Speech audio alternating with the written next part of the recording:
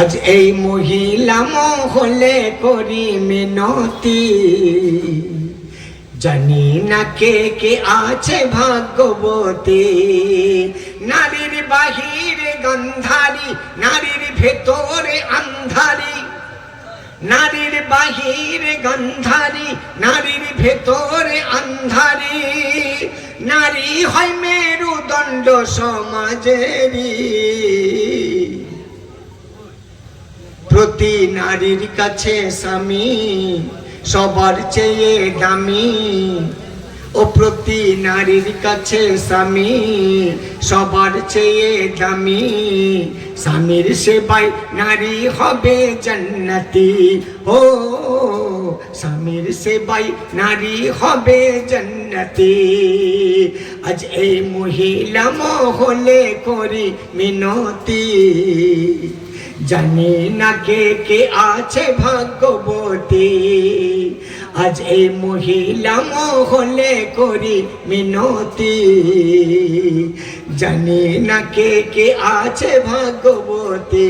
কোন নারী খারাপ হয় না, নারী কেউ খারাপ হয় না। নারীকে খারাপ করে কে জানেন? উচিত কথা বলছি। অনেক নারী আমাকে গাল দেবে, বিগড়ে যাবে, যাই যাক, আমার তো জীবনের শেষ জলসা। আমি জলসার প্রত্যাশী নই, আমার চাহিদা মিটে গেছে। আর আমাকে না নিয়ে আসে তাবিয়াত চা। কিন্তু নারীদের খারাপ করে তার নিজের গর্ভধারিণী মা। কথাটা আবার বলছি শুনুন, কোন নারী খারাপ হয় না।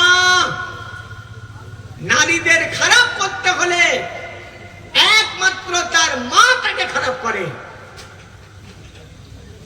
যতদিন নারী স্বামীর কাছে থাকবে আর বিনা মোবাইলে থাকবে, ততদিন পর্যন্ত সেই নারীর মতো নারী আর পৃথিবীতে নেই মনে হবে। সেই নারীটা আস্তে আস্তে খারাপ হবে কখন জানেন? যখন ওই নারীর হাতে মোবাইল আসবে, যখন অবাধে তার মাকে ফোন করতে পারবে, মায়ের সাথে সকাল বিকাল দুপুর সন্ধ্যে সদাই হ্যালো হ্যালো হবে, সেই নারীটা সব থেকে জঘন্য, নগণ্য এবং খারাপ নারী বলে বিবেচিত হবে। এমন মা খুব কম পাওয়া যায়, খুব কম পাওয়া যায়, যে মা বলবে, মা গো খবরদার তোমার শাশুড়িকে না খাইয়ে তুমি মুখে অন্ন দেবে না মা। কেননা ওই শাশুড়ি তোমার পীর, ওই শাশুড়ির পেটের বাচ্চা তোমার স্বামী, যার পায়ের তলায় তোমার জান্নাত। সেই জন্য তোমার ভাগ্য ভালো যে তুমি শাশুড়িকে পেয়েছো। ওই শাশুড়ি যতদিন বেঁচে থাকবে মা, ততদিন তুমি দোয়া পেতে থাকবে। তোমার শাশুড়ির মাথায় তেল না দিয়ে তুমি নিজের মুখটা আয়নায় নিয়ে যেও না। কটা মা আছে এরকম বলবে? মা গো তোমার শ্বশুর তোমার পীর, তোমার স্বামী যেমন তোমার পীর, তার চেয়ে বড় পীর তোমার শ্বশুর। শ্বশুরের পায়ে একটু তেল মালিশ করে দিলে আল্লাহ খুশি হবে মা, আর তোমার স্বামীও খুশি হবে। এইরকম নসিহত ফোনে করবে কটা মা? সেই রকম মায়ের বেটি জগৎ জোড়া গান্ধারী রমণী। সেই জন্য যারা মায়েরা এখানে আছো, মা সাবধান হয়ে যাও। তুমি মেয়েকে পরের ঘরে পাঠিয়েছ কুমন্ত্রণা দেওয়ার জন্য নয়। তুমি মেয়েকে লালন পালন করে পরের করে দিয়েছ। ওই মেয়ের এমন ব্যবহার করাও যেন মেয়ের বদৌলতে তুমি জান্নাতে যেতে পারো।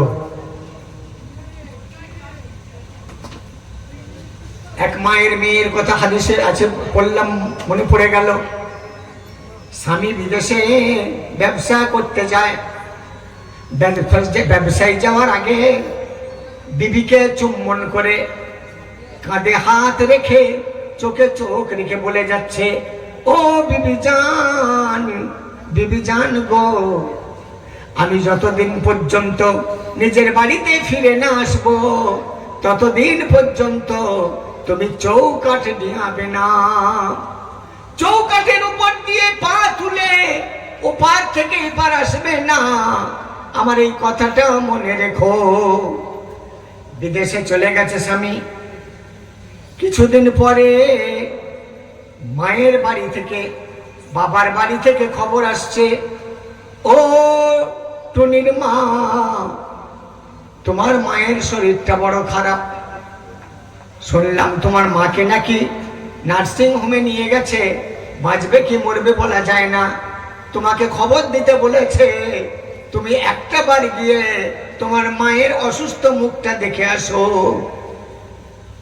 বিবি তাড়াতাড়ি করে কাপড় চোপড় পরে রেডি হয়ে যখনই চৌকাঠ ডিঙাতে যায়, স্বামীর কথা মনে পড়ে যায়।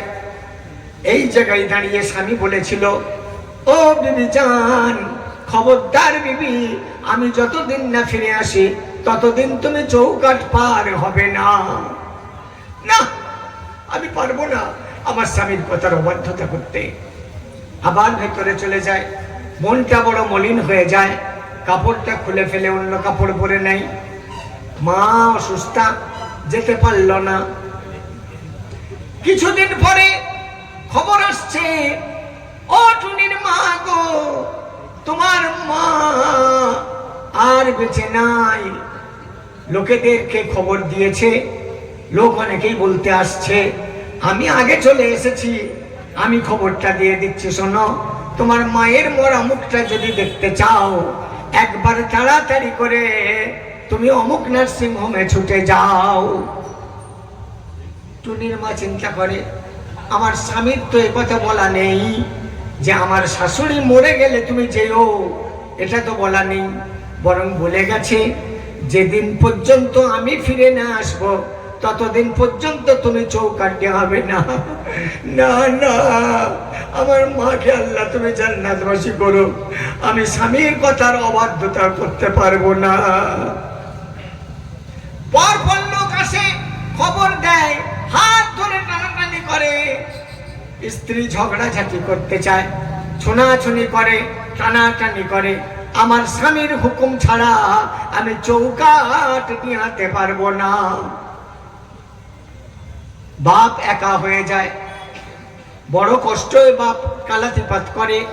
মাঝে মধ্যে খবর দেয়, মা মরে গেল, বেটি তো এলো না, বেটিকে বলে দিও তার বাপ আমি বড় অসহায় হয়ে গেছি, একা হয়ে গেছি, মাঝে মধ্যে এসে আমার যেন রান্না বান্নাটা করে দিয়ে যায়।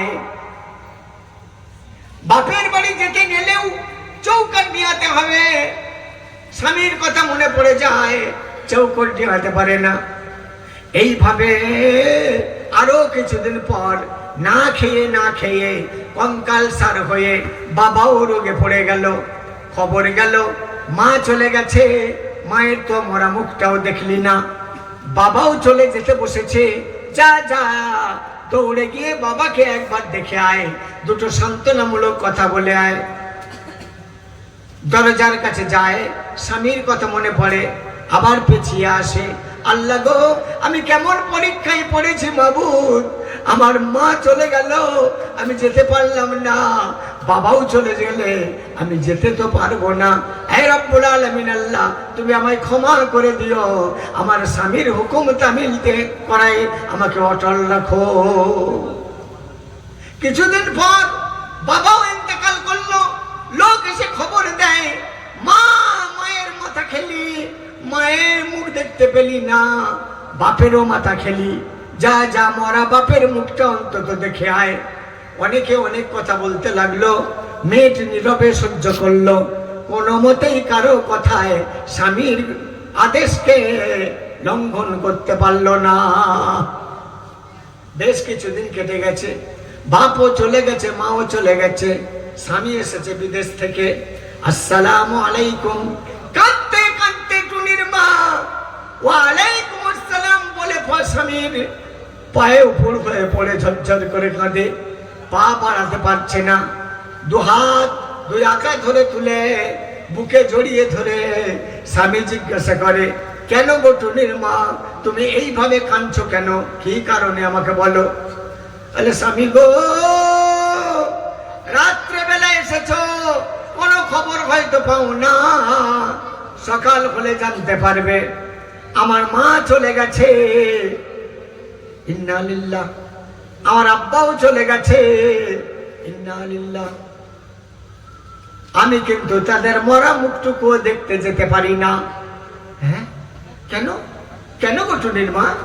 আরে স্বামী গো, আপনি যাওয়ার সময় বলে গিয়েছিলেন আমি যতদিন না ফিরে আসি এই চৌকাট হবে না, সেই জন্য আমি বারে বারে যাব বলে মনে করে তৈরি হয়েও এই চৌকাটে পা রেখে আপনার ওসিয়াত মনে পড়ে যায়।